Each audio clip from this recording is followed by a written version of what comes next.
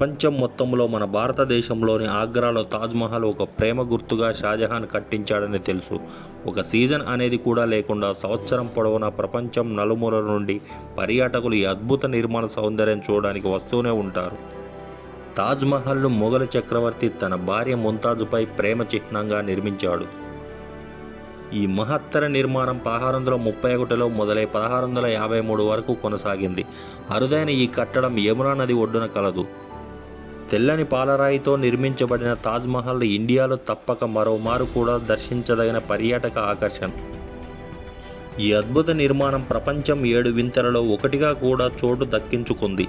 అయితే తాజ్మహల్ గురించిన కొన్ని వాస్తవాలను కూడా తప్పక తెలుసుకోవాలి. వాటిని తెలుసుకుంటే మీరు మరింత ఆశ్చర్యచకితులు అవుతారు. తాజ్మహల్ను మొఘల్ చక్రవర్తి తన భార్య ముంతాజుపై ప్రేమ చిహ్నంగా నిర్మించాడు. అపురూపమైన ఈ కట్టడాన్ని నిర్మించడానికి